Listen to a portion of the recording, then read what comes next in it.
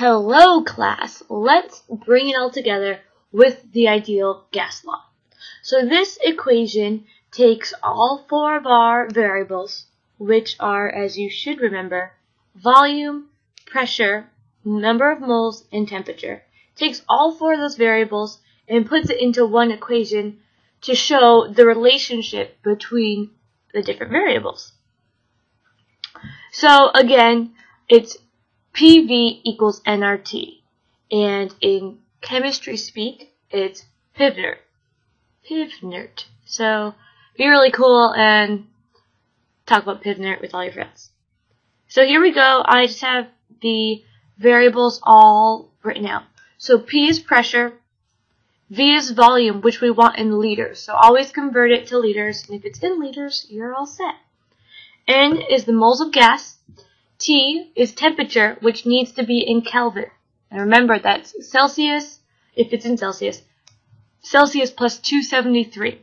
And then R, the ideal gas law constant, which we will discuss right now. So this is a proportionality constant that you use when dealing with gas laws.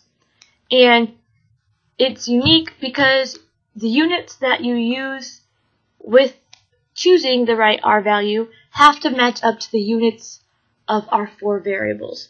Now, volume, temperature, and number of moles all have the same units throughout, no matter what question you're doing. But what can change is the units of pressure that you use. So you have to be sure that the units of pressure that are in the question that you're using for your pressure value and the R value have the same pressure units. So if you have ATM, it has to be ATM. Now, when you're doing questions, you have two options. You can either find the R value that matches your pressure units, or you can use a specific R value that you like. We've been using the 0.082, we use 06, but you can write it to 21. You can use that and then convert your pressure units to match the ATM. Whatever your heart desires. So we're going to do one question together, and then you're going to submit your answers to me. So I'm going to clear my variables. And I have, okay, so to determine the volume occupied by 2.34 grams of carbon dioxide at STP. Alright, there's a whole bunch of information here. First, STP stands for standard temperature and pressure. And that's just the standard conditions, that's the word I was looking for, standard conditions that you use when using the ideal gas law sometimes. Only if it says STP. And in STP, temperature is equal to 0 degrees Celsius. So we're going to add 273 to it to get our temperature value.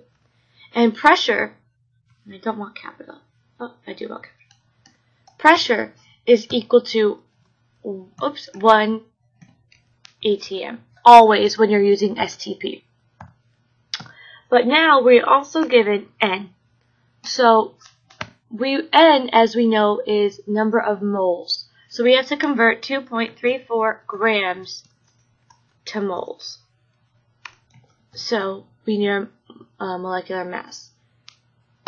Carbon is 12 and oxygen is 16. We have two of them, carbon dioxide. So we have 44 grams for our formula mass. So now we need R. I'm going to up here. This is how you find your R values. Equals ideal gas law. Shift enter. Wait for Mathematica to think. You want more information? Oh, ideal gas law constant, sorry.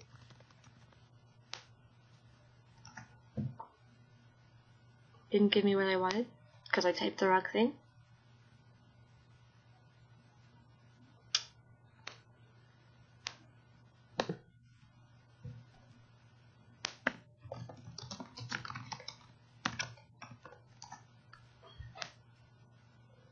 Here we go. And I click it open, and I see that I have atmospheres as my pressure units. So I need atmospheres in my R value. I go up here, and this 0.08206 liters times atmosphere over moles Kelvin. That's what I want to use for my R value. And remember, put a space between these because Mathematica will confuse them as one variable.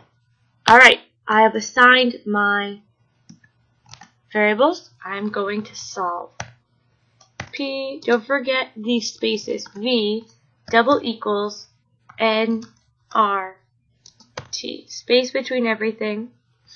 And I want to solve for V. Oh, and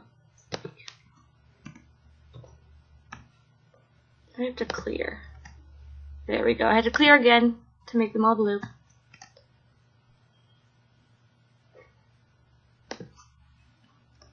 I have to make sure I do capitals throughout.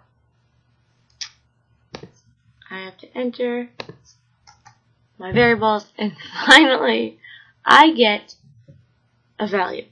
Now STP, that's a defined set of conditions. So we're going to use our 2.34 grams as the number to determine sig figs. So final answer, we need 3 sig figs, 1.19 liters. And that's how you do it. So go ahead, do numbers 2 through 5. Number 5 is like the dust blaster demo we did, and submit your answers to me.